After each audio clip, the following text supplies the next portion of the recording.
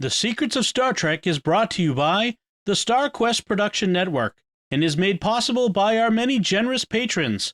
If you'd like to support the podcast, please visit sqpn.com/give.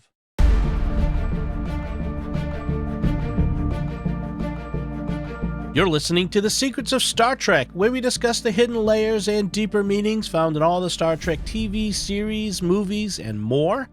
And today we're discussing Star Trek Generations. I'm Dom Bettinelli, and joining me today on the panel are Jimmy Akin. Hi, Jimmy. Howdy, Dom.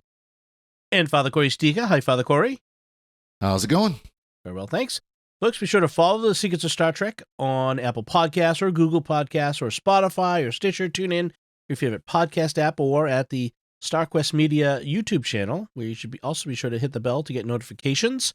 I want to tell you about another show on the network I'm sure you'll enjoy called Secrets of Movies and TV Shows, where we just talk about all the other great movies and TV shows that are out there. We've talked recently about Dune, and we've got Master and Commander, and like all kinds of other stuff. New movies, new shows, old shows. Check it out wherever you find fine podcasts or at sqpn.com/secrets. So, Star Trek Generations was a film. It was a transition between the original series films and the Next Generation films, and it came out in 1994. And Jimmy, could you give us a recap of what happens?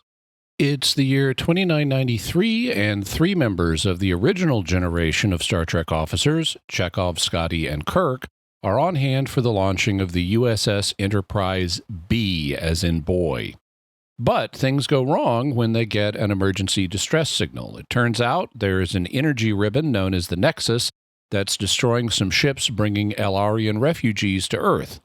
After saving some of the refugees, Kirk goes below to rescue the Enterprise B from the Nexus, and he succeeds. But in the process, he gets sucked into the Nexus itself, and everyone assumes he's dead. Meanwhile, 78 years later, a new generation of officers is aboard the USS Enterprise D, as in dog, including Jean-Luc Picard and the gang.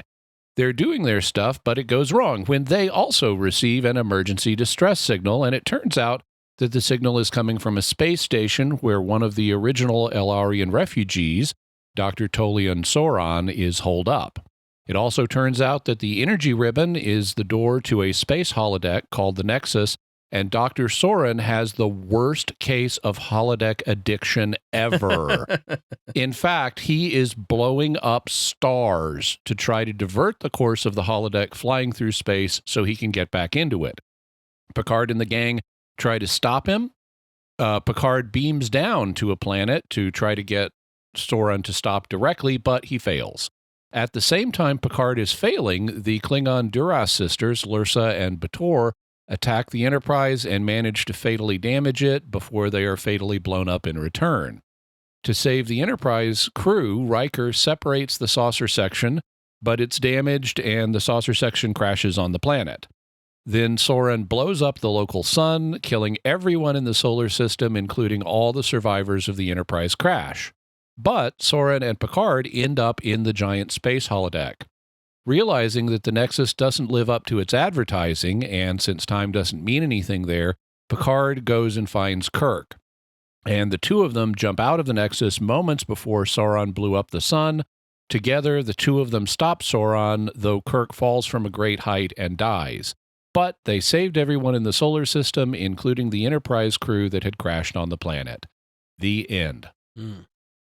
So the movie came out 6 months after the season 7 finale of TNG. So just to kind of place it in time so when the listeners can understand. And it was being written at the same time that they were writing the finale for Next Generation. In fact, it was the same writers, Ronald D. Moore and the other one. Brandon Braga. Brandon Braga. And so they both wrote this film and All Good Things, which was the series finale, at the same time. And they later decided that was a mistake.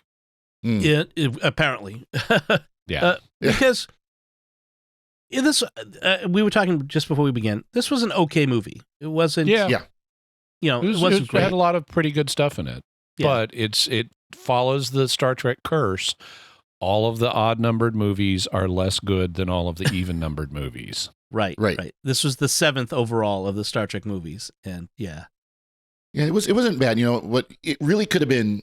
I mean, they could have done this as 2 episodes. It wouldn't even have to be like back to back. To be continued episodes. They could have brought the character back and done them as 2 different events, without destroying the Enterprise D, which was basically just, we want to get rid of this ship and have a new ship for the next movie. Right. Is really the only reason why that even existed. In fact, a lot of the stuff that happens kind of feels like that. We're clearing the decks, so to speak, for the TNG movies, and this is our way of doing that, including killing off people. Yeah. Well, and of course, the whole issue with Data and the emotion chip was just that as well. Right. And I'm sure that was probably acting decision of, I'm tired of acting like the dumb, boring android. I don't know if Brent Spiner complained. I think it's a logical progression for the character, and it may have been motivated by the writers. So, and I didn't mention it in the plot summary because it doesn't affect the overall plot, but Data gets in the emotion chip that was designed for him by his human creator, Noonien Sung, that we had seen before in the TV series, and Lore was misusing it. And Data thought it was unsafe to install in himself, so he didn't, but he kept it. Geordi made him keep it. And so now Data is at a point where he is still failing to understand basic concepts like humor, and therefore he feels he's at an impasse in his development towards being more human, and he has Geordi install the chip, and we then get a lot of pretty interesting, actually, emotional roller coaster from Data. And this is some of the more enjoyable stuff as we see Data learning and initially failing to control his emotions. Right. One of the first things that he does is he's like smiling, and he and Geordi go down to 10 forward, and Guinan serves them some new drink that is from some planet, and Data immediately cringes, but since he doesn't have experience with emotions, he doesn't know how to articulate what he's experiencing. And he takes another slug of it, and he cringes again, and Guinan says it looks like he hates it, and Data's like, yes, I hate this. It is loathsome. More? Yes, please. That was very good. Like he just, the experience is what's important, and he's feeling things. And then he goes to the other extreme when he's on an away mission and things get dangerous, and for the first time he faces fear, and he crumples, and he does not know how to deal with fear at first. And then that leads into guilt, because he folded when things were tight, and he's guilty about that. And he gets a pep talk from Picard, and he's feeling better, and he's on the bridge, and he's like told to scan for life forms on the planet, and he's just enjoying himself. And it's like, you precious little life forms, where are you? And he's singing as he's doing his work. And then when they finally blow up the Klingon ship that's been menacing them, he and the audience both go, yes! And we get this nice range of things from Data that is a subplot that doesn't really affect the main plot, but it's very nice to see. We also get a cuss word from Data at one point. Yep. Oh, yes, yeah. As they're about to crash the saucer section into the planet. Yeah, he says, oh, and then an S word. Yes. Yep. And, and that is one nice thing about the TNG movies is they really develop Data's character and the emotions. I mean, it really is something that they develop through them. Right. Well, in fact, the 2 characters who get the most development throughout the TNG movies are Picard and Data. And we see the roots of, in some aspects, of both here. Because in addition to Data's emotional journey, we see that Picard goes on a bit of an emotional journey here when he gets the bad news of the death of his brother and his nephew. Yeah, I think that was less successful. Yeah. Because it just comes out of nowhere. Picard's nephew and brother are dead. They died in a fire, and that's all we know.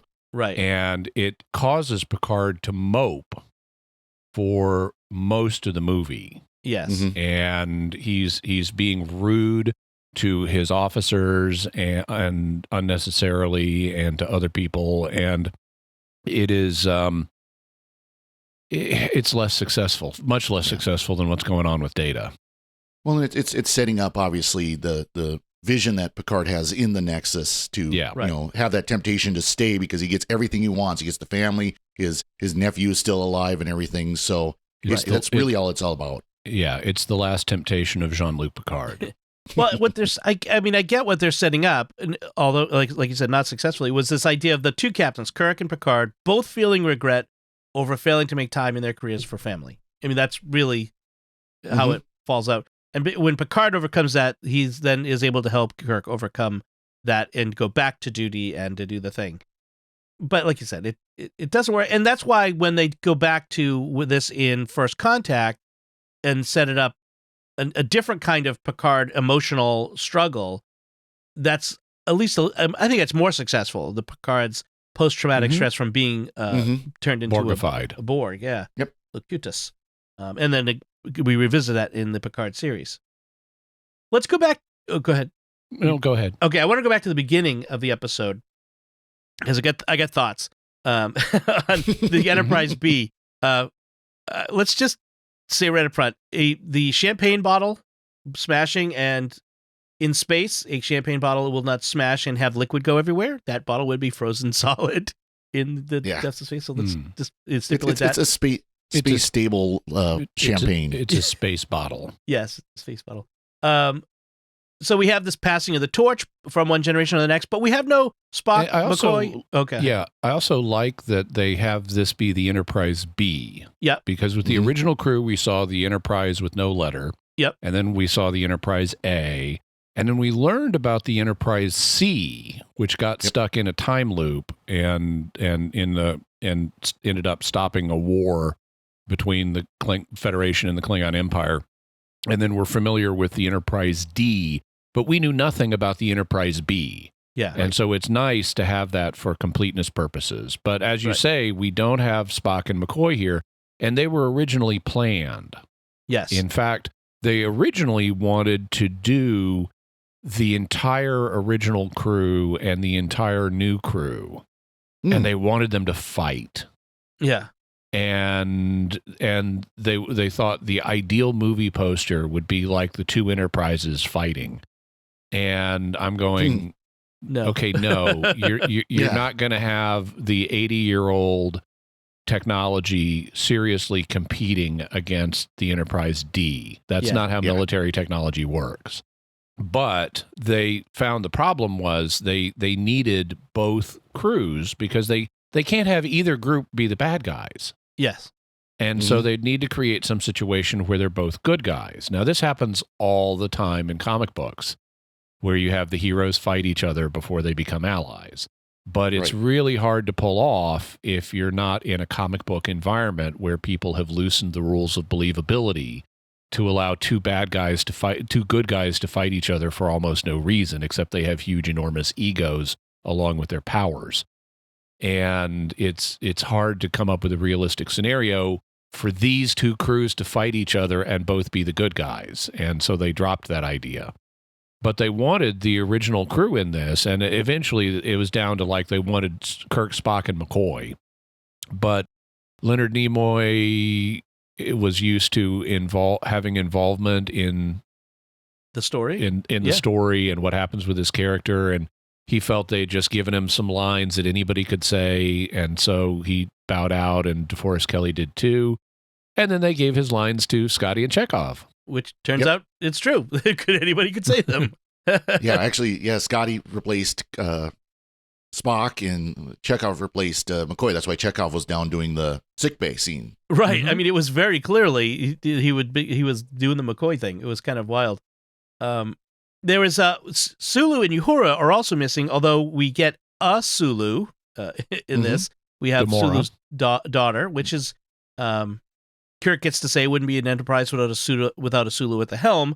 And this sets up the whole... Yes, it would. Yeah. Well, it is, because the D doesn't have a Sulu at the helm. But also, it sets up the whole, how did he have time to have a family in the midst of all this? Which is kind of weird that Kirk wouldn't know that Sulu had a... I guess he had met her before, but he just lost track of how old she got, I guess. But, yeah. And I think it's more of a rhetorical question. How did he find time to have a family? Not like, I don't believe he this is the first I've heard of this. Yeah, that's true. Right. That's true. One of the things you'll notice with Scotty and Chekhov is they both get lines that are unflattering to Kirk. I was going to say that, yeah. And I think that's part of why these two actors agreed to do this, not just because they wanted the money, but because Walter Koenig and James Doohan both have significant resentments about William Shatner. Oh, yeah. And this was a bit of, I think, payback on some level, which actually Shatner has been very good about in a way. He knows that he alienated a good bit of the original cast, and he's been willing to interact with them and, effectively apologize and let them tell him off to his face and things like that. And so having alienated everybody, he's actually been pretty constructive about it on the back end of that. And it's fun to see Chekhov and Scotty, give him a little bit of what could be considered his own medicine. My favorite is the line where, as the distress signal is coming in from the two ships with the Elorians, Kirk keeps starting to get up out of his passenger chair, and as if he wants to take command of the situation. And Scotty turns to him and says, "Captain, is there something wrong with your chair?" Now, that would have been gold if Leonard Nimoy had delivered it. Yes. But it's still really good. Yeah. Here with James Doohan doing it. Right. There's also when the whole thing about Sulu's daughter. Scotty says, "Oh, it's that. So that's why you seem so restless. Like he never made time for a family. Finding retirement a little lonely, are we?" I'm like, wow, that was a sharp one. And Kirk says, "It's a good thing you're an engineer, because with tact like that, you'd be a lousy psychiatrist." Yeah. Also, when he's musing about how did Sulu ever find time, Chekhov is like, "Well, you make time for what you consider important." Yes, good line. True. So Harriman, so the captain of the Enterprise B is Captain Harriman, played by Alan Ruck, who folks may recognize from Ferris Bueller's Day Off. He was the Ferris's friend. Oh, what was his name? I can't remember. But he's a very different captain from Kirk. He's very cautious. He's very overly cautious. When presented with a crisis, he wants to, let someone else take over things. I don't know that I read him that way. He is more cautious than Kirk, but he's also dealing with, he does not have a full crew. He does not have a medical crew. That's true. He does not have half of the equipment. They name several pieces of equipment, and it's like, we don't get that till next Tuesday. Right. And so he's in an impossible, he genuinely is not in a good position to mount a rescue mission. And he does the absolutely logical thing for once. Call Starfleet and tell them about this and let them send somebody, because we're not the right people for this job right now. That's true. But then very implausibly, there are no other Starfleet ships within 3 light years of Earth. The central hub of the Federation that could do this mission, which is just completely implausible, but it's what we're used to in the movies. Yeah. And this was a press briefing. This was a press showing. They're showing off the new ship. This was meant to be a cruise around the solar system, as they put it. Right. Then finally he has to ask Kirk for Starfleet Command, keep a supply of ready ships in range of your fleet headquarters at all times. Okay. Right. Right. There are no ships like resupplying, picking up crew. You're right. Something mothballed they could quickly throw out into. How about on guard duty? Right. Or civilian ships even. Yeah. It lacks plausibility. Is there no Coast Guard equivalent in the Federation? Anyway. So finally he ends up asking Kirk to kind of take over and do what Kirk does best.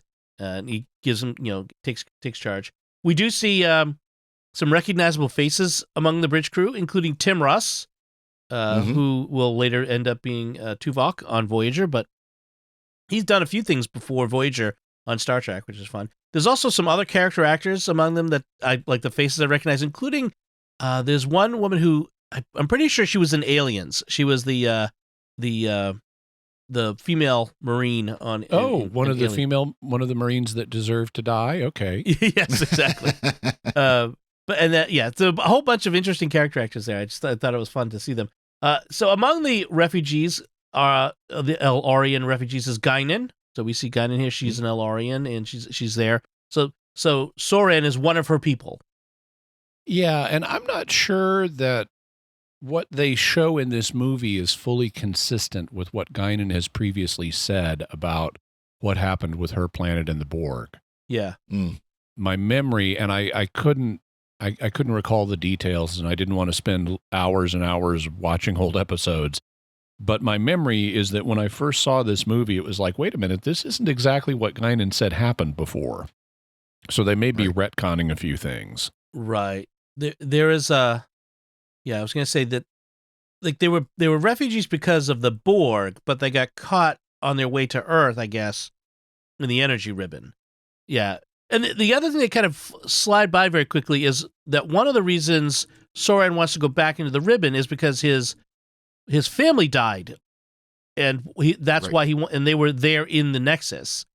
I didn't get that. I got that the Borg killed his family. But I mean, the Borg killed his family, but in the Nexus. Oh, he's going to have holodeck versions of his family. Yep. Yes, right. That's why he was trying to get back in there. So I thought that was interesting. And one day someone will make the movie Solaris. Right. So Kirk, like you mentioned, Kirk gets blown out into space, saving the Enterprise B, and then we switch 78 years later, and we see the good ship Enterprise sailing upon the ocean for Worf's promotion ceremony to lieutenant commander, and he's made to walk the plank. And there's a whole funny thing about Riker dropping him in the drink, making the plank disappear on the holodeck there, and then Data ends up pushing Crusher in. After she tells him to, humor is about spontaneity. He's like, oh, okay. He pushes her in, and she gets mad at him. I thought it was funny. I thought it was funny too. It was pretty good. It was nice to see because they had done the sailing ship thing before on the show, right?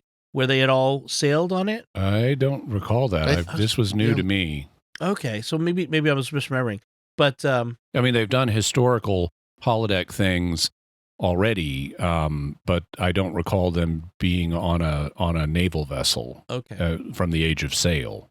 It was kind of fun just to see them, doing their roles, but as Age of Sail a bit. Yeah, and Riker is apparently really getting into it because he's using all kinds of nautical jargon. Yep. Mm-hmm. Some of which, if you look it up online, the only references you will find are to Riker using it. Of course. So it's like, but I know he used it. What I want to know is, what did this mean? Like the stencils, he calls for the stencils to be set. And those are commonplace. It's the other stuff he mentions that I don't know what that is. I'm trying to remember what exactly, but what is a little fun for me? The termaganders and something. Yeah. Right. What's fun for me personally is that I have ancestors who owned a sailing ship of this era named Enterprise. So it's kind of fun to imagine. Cool. Yes. I've always, when I found that out as a kid, I was like, it's my destiny to be a Trekkie. What I wonder about this scene as a historical matter that I just don't know the answer to is, did they promote officers this way? Or is this something they came up with for this episode, for this movie? Because I can imagine in a crew like this, you could have promotions as a kind of hazing, which is what they're doing to Worf. They're hazing him at the same time they're promoting him. Right.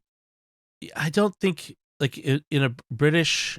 I mainly know more about the British traditions than I do about the American sailing ones, because I've read much more of the British ones. And this doesn't seem like a normal sort of thing. But on the other hand, the crew was outfitted in like Disneyfied versions of, like the ship was much more of a Disney version of a sailing vessel. It's clean. Yeah. How about that? Exactly. And everyone's wearing clean uniforms. Right. Perfect uniforms. Everything. Yeah. So I think the word that Riker used was "tagunsols." Yes. And I think the word he was trying to go was "tagallants," which are the very top on the mast. But yeah, I think that might have been just that could be why it's so hard to find. Yeah, it might have been what's his name, Frakes, mispronouncing the word in the script. Is my feeling. Yeah. So yeah, I don't think this was a common thing, and it a way of promoting, but it's kind of funny. Mm-hmm. No, I mean, there's still, even to this day in the military, an essence of a bit of hazing that will go on sometimes. When at least in the Air Force when I was in, they would tack on stripes, which means you'd show up at your office with your stripes sewn on your uniform, and they'd punch you in the shoulder on the stripe to make sure it stays. Right. So one thing I wanted to mention is the difference in the feel or the look of the production. And so we've gone from TV production to movie production, but we're still on the same sets. And I found the sets to be very dark. Did anyone else notice how dark Picard's ready room was and how dark 10 Forward was? It was very weird. They went through and they completely redid the sets after they filmed the last episode. They completely repainted it. They added stuff to it and things like that. So yeah, and of course the lighting I'm sure changed too in the process to more a film type lighting and stuff. And they have the lighting coming in at a horizontal angle to the windows, and it creates a kind of sunset like effect. And I think that is deliberate. I don't think that's because of the movie technology just being different. It's because they're trying to create a mood around Picard where he has had his family line, except for him, extinguished. Right. And they're trying, so he's being a jerk to people, and they're lighting the set accordingly. Right. Okay. This is jerk lighting. Yeah, I was going to say, because I was wondering if the actual cameras and everything would have been all that much different, because they used film for TNG. That's why they were able to do the upscaling a few years ago. And I wonder if they were able to basically use the same type of film technology, but then just change the lighting. Right. I wonder, if that that sounds about right, I guess. The other thing that I noticed different was the large number of extras on set. These rooms on board the Enterprise seemed much more crowded than they ever did on the show. Yeah, movie budget. Yeah, definitely. So that I thought that was interesting. So, as you mentioned, we got Dr. Soran, played by Malcolm McDowell, who was a lot of fun. With his stupid rotating handgun that's totally impractical. I know. It's how do you aim that darn thing? Obviously, not very well. Yeah, exactly. So for people who haven't seen it, he's got this handgun. It's like a laser or something, but he's got this handgun, and he holds it up with this, with the stock, and then, or the handle. And then the apparatus that's attached to the handle rotates and gets to about 90 degrees with the handle. So it's off to the right of his hand. And it's why would you ever do that? It makes it hard to aim, and it takes time. You don't want to wait for it to do its little 180-degree cycle or 270-degree cycle. You want to shoot immediately. So it's just totally ridiculous and impractical, and they did it because they think it looks cool, but I just think it looks stupid. It does look dumb. Speaking of Malcolm McDowell, by the way, he's Alexander Siddig's uncle. So Dr. Bashir, the actor who plays Dr. Bashir, that's his uncle. I didn't realize that. Yeah, it's kind of funny. I didn't know that before looking at this episode or this movie. There are only actually a couple hundred people in England, so right, and they've all been on Doctor Who. So as you mentioned, Soran's in league with the Duras sisters, who are the comic villains from TNG. Yeah, I wasn't wild about them. Yeah, no, they never wild about them. I mean, I'm glad they got rid of them so we didn't have to see them in DS9. Yeah. That's the reason why everybody cheered with Data. Yeah. Also, why? I mean, so their plan is they're in league with Soran because he's got he's figured out how to use trilithium to make a weapon. Right. And we've heard about trilithium a little bit before. It was in that Starship Mine episode of Next Generation where it's a byproduct of the warp engines that use dilithium, but it's extremely explosive. And so terrorists were after it in that episode. Soran has figured out how to make a weapon with it, and he's going to give the plans in exchange for transportation and stuff so he can get back into the Nexus. He's going to give the Duras sisters the blueprints for the plans so they can take over the Klingon Empire and become co-empresses or something. Yeah. And when they show up at this planet where Soran wants to go, he's like urging them to attack the Enterprise, and they're going, dude, that is a Galaxy-class starship. We are severely outmatched. Right. And I'm going, nice, okay, good, some realism. And then they beam Soran down to the planet so he can try to get back in the Nexus, and he gives them the plans, although not the de-encryption code for them until he gets down there, and we never find out what happens with that. But they attack the Enterprise. Right. Why? What is their motive for attacking the Enterprise that they have said? I mean, they eventually find a way to penetrate its shields, which is actually pretty cool. Mm-hmm. Yeah.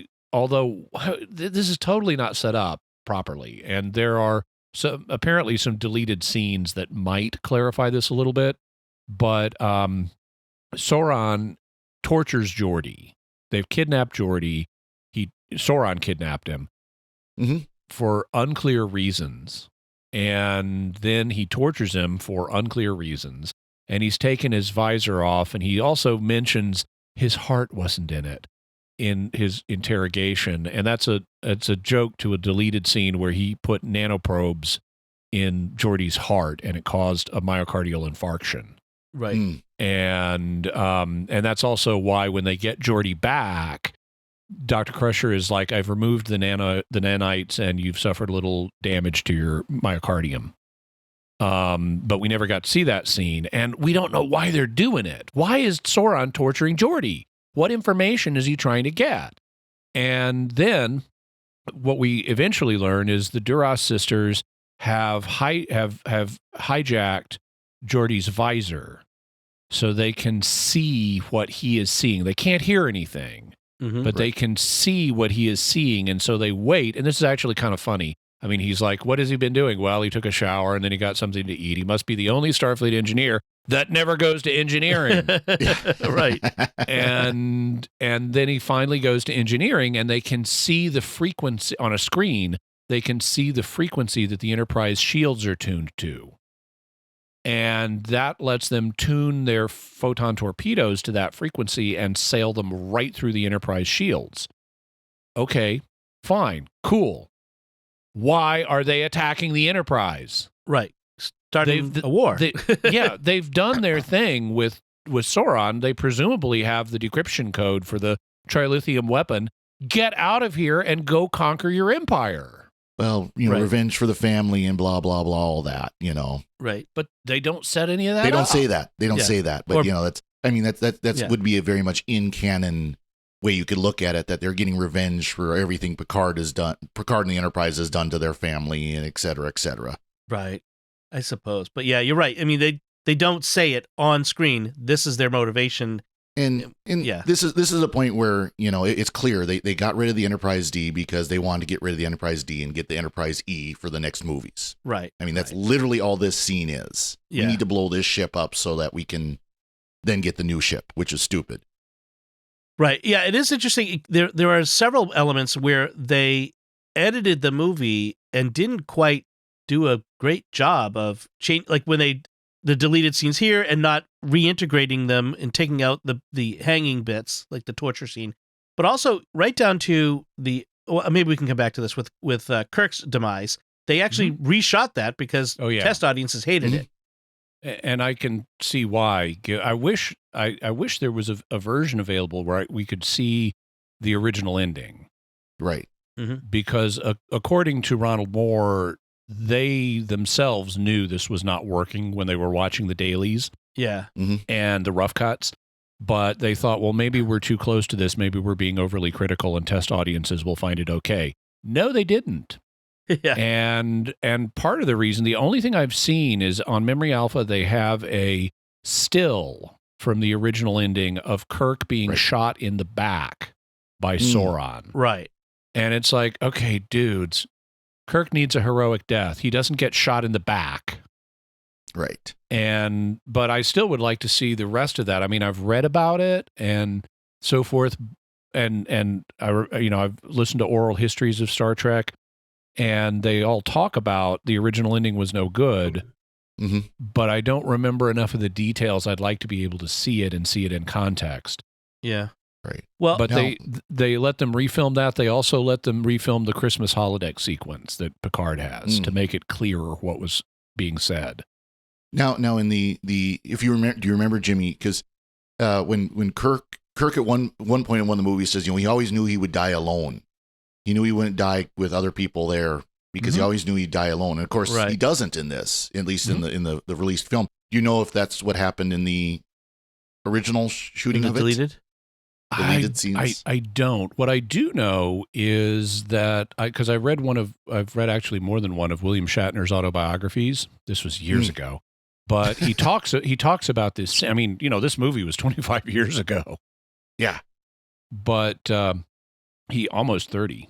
But he talks about his death scene, and he says that as he's laying there, because they filmed this out in the desert.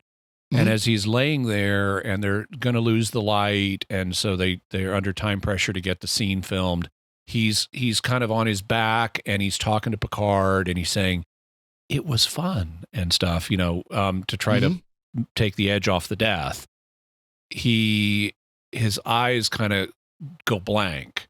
And William Shatner said, at that moment, I was looking past Patrick Stewart and I saw a silver shape in the sky. It was an airplane. And he decided to pretend that was the Enterprise as he was dying. Oh, that's kind of cool. I remember when I first watched this, back in 94, it lacked emotional impact for me. Like, I would have thought the death of Captain Kirk would have been devastating.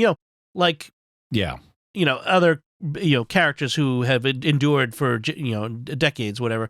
And I felt like it lacked something. Is he really dead? And William Shatner then had some Star Trek beta canon books written where he's not. Right. Mm-hmm.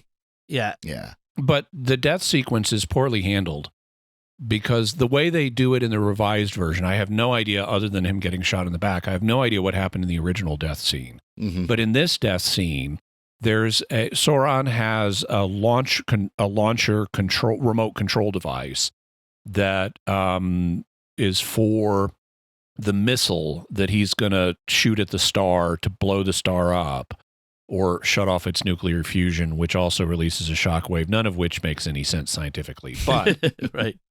He's got this missile he's going to shoot at the sun, and they've got to stop that from happening. And so they need the control pad that he's got. It's a little remote. It's like a TV remote control, only it's for this thing. And so they've got to get that. And somehow it ends up on this catwalk, on this bridge between two rock formations. It's like an iron railing bridge. And he's shooting at him with the little stupid gun. And it causes the bridge to come into two parts, one of which is hanging from each rock formation. And Kirk is on one of these, and the controller is on the other. And these things are swinging back and forth like crazy. They're very unstable. And Kirk is supposed to, A, not fall to his death off of the one he's on, right, and B, leap onto the other wildly swinging bridge fragment to grab the remote control device that clearly should have already fallen off. Yes. Because of magnetic. all the motion. There's no way that thing is there. I don't care if you are wanting to pretend it's wedged by this other railing. No, this thing is flipping up and down. There is no way that device is still there. And so you've got credibility problems for that. And then he finally gets the device, and then the bridge fragment he's on comes loose from the rock formation, and he slides down this tall rock formation and is fatally injured in the process. Right. It's not that great. I mean, maybe it's better than being shot in the back, but it is not great as a death. It is pretty unemotional and unbelievable. Right. The emotion is partly because it is so unbelievable. Right. Yeah. And I know, Dom, you wanted to say that, Kirk endured for generations, but you tried to avoid the pun, but I had to bring it up. I heard you catch that. But I agree completely. It's like they could have filmed this so much, they could have made such much better death scene for it. And it's just kind of like, yeah, he got hurt falling down a rock. The end. Right. Star Wars Force Awakens, that death scene was hugely impactful. But because it had an emotional connection between the two participants. Like there was no like what I just didn't feel like of all the things Kirk has ever done, this seems like a pretty mediocre circumstance in which for him to finally end up dying. Frankly, the Enterprise B, dying on the Enterprise B was a much more heroic death than this was. That's my complaint about it. So in thinking about he's got this confrontation with Soran on this iron catwalk bridge thing at a high altitude. I have in my notes, control pad impossibly in place. Like that they don't bother to, the launcher that he's got for the missile he's going to shoot at the sun is cloaked. Yeah. Yes. And so it comes in and out of cloak at various times. And I like that they never bother to explain that there's a cloak on the launcher. They just assume that the audience will understand what a cloaking device is. Then I have Kirk defenestrated.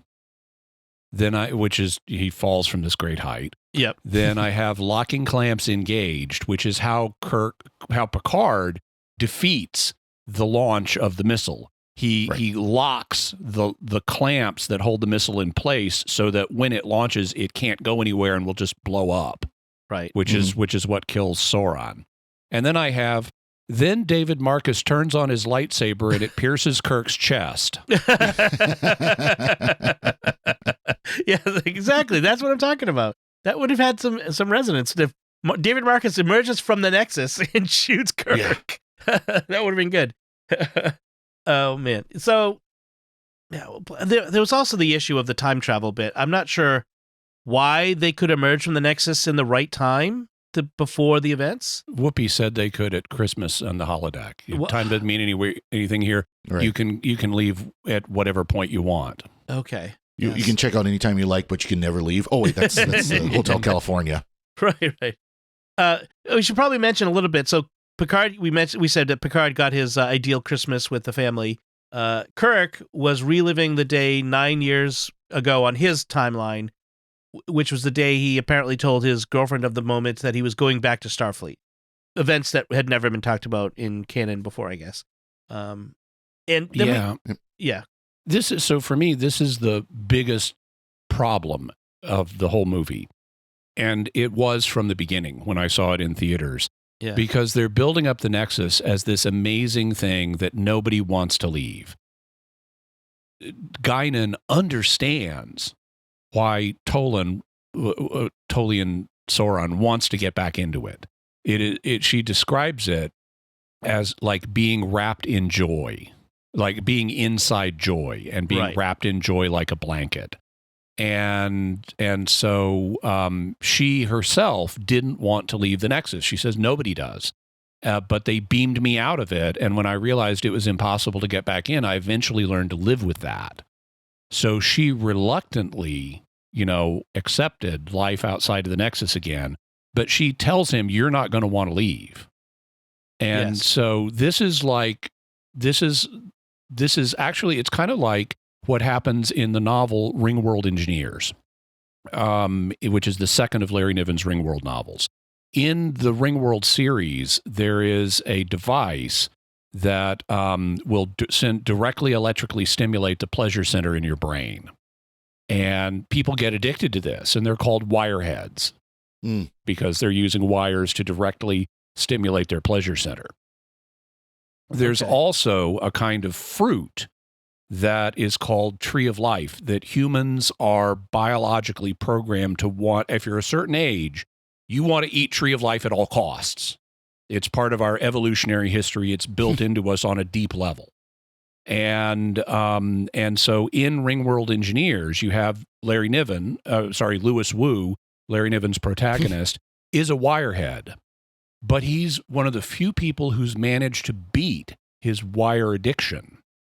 And that strength to resist direct electrical stimulation of your brain's pleasure center is what gives him the strength to resist eating Tree of Life when he's exposed to it.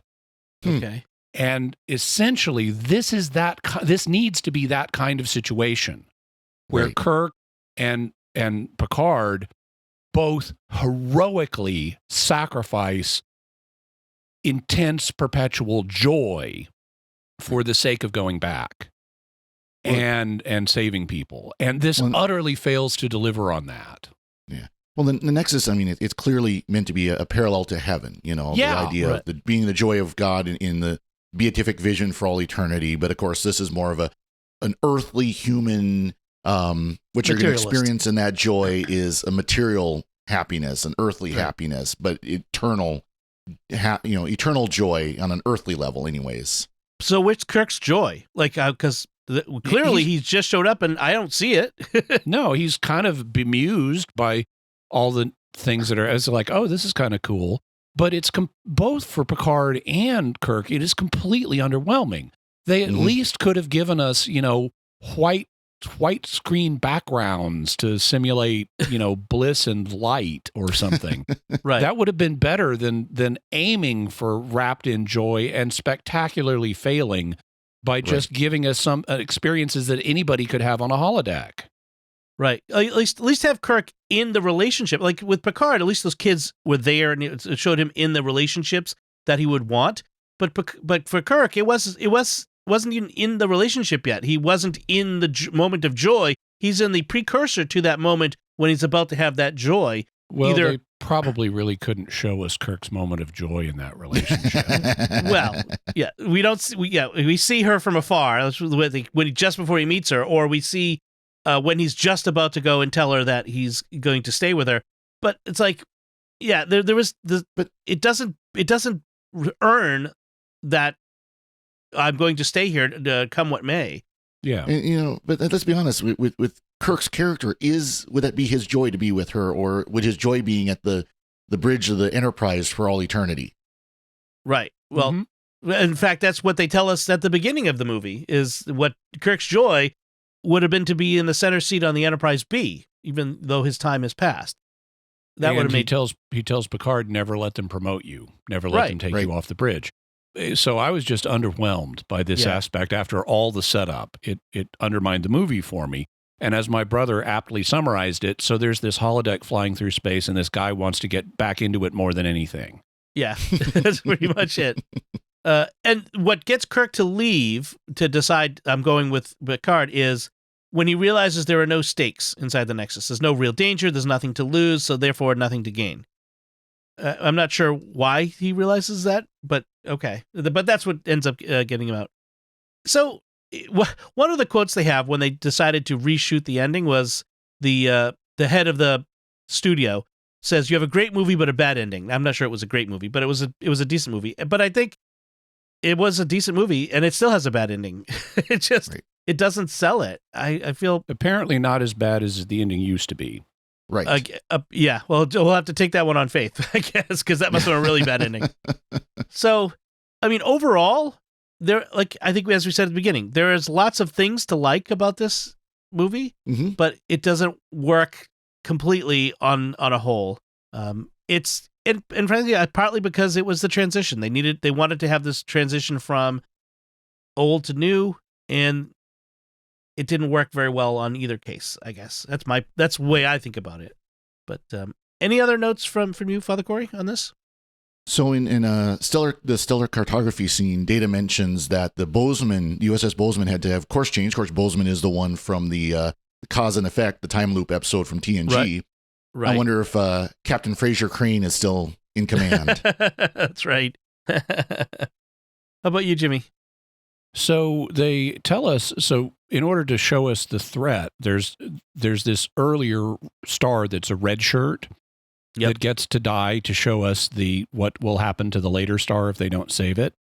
And when he blows up the red shirt star, Data announces in the stellar cartography scene that the destruction of the Amargosa star has altered gravimetric forces throughout the sector.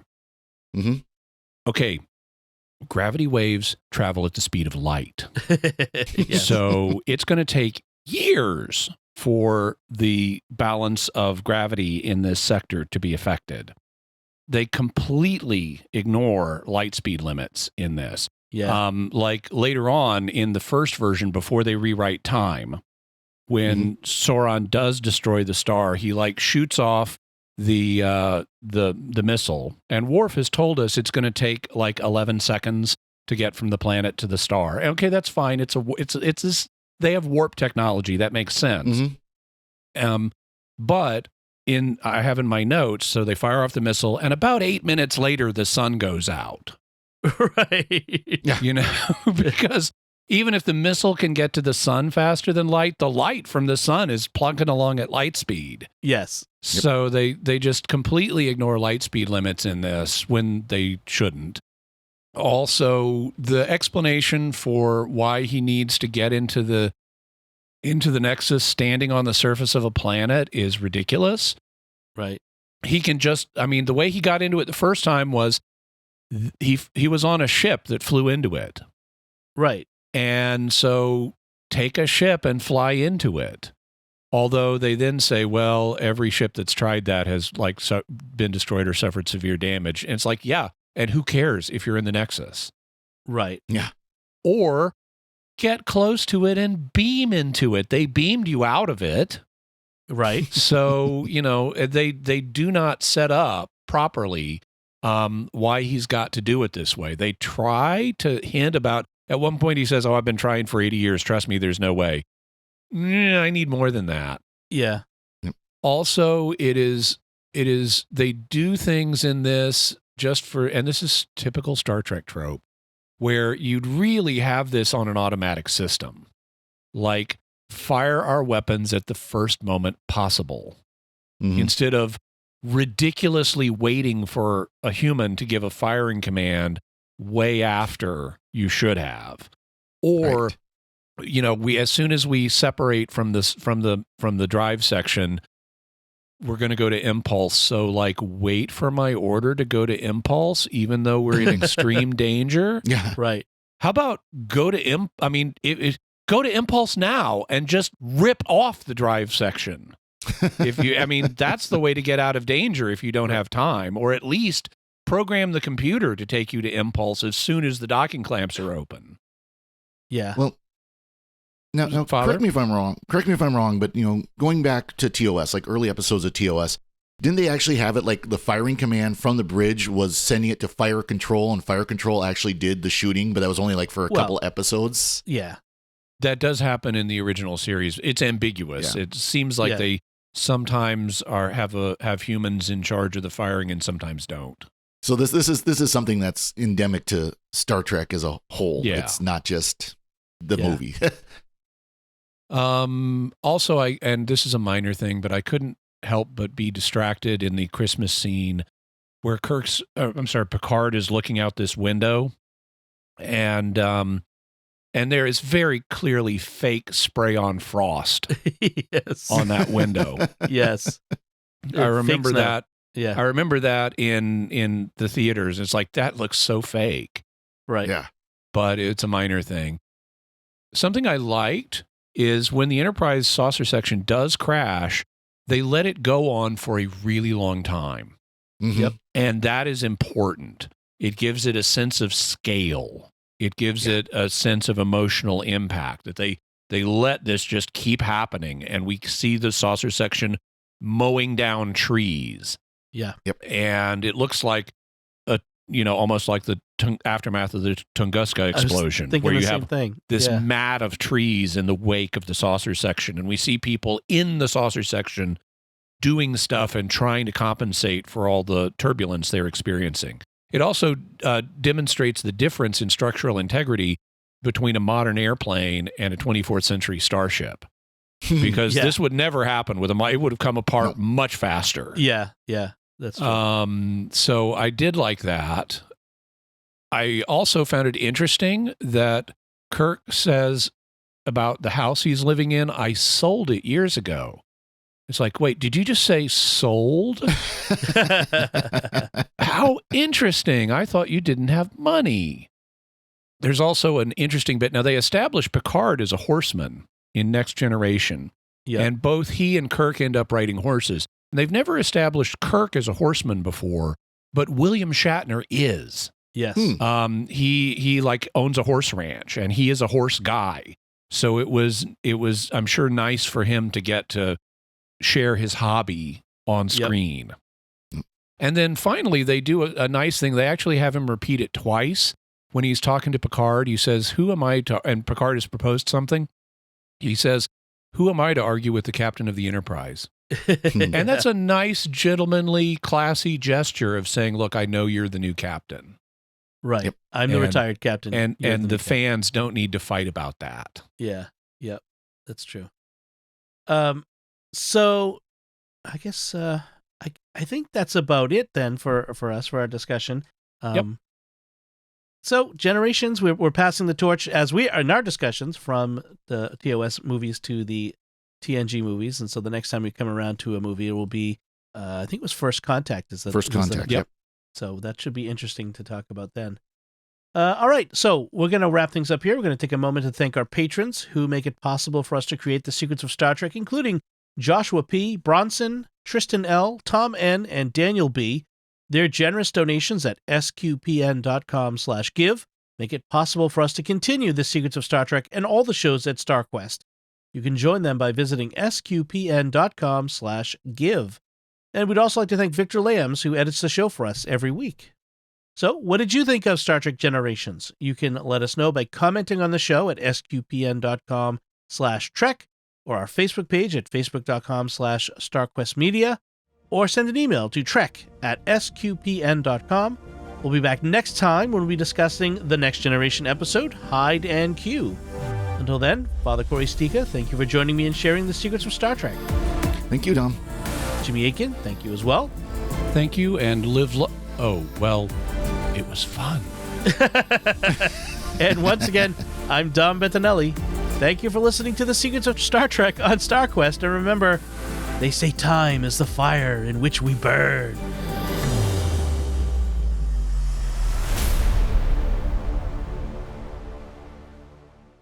No, they don't. They don't. No one says that.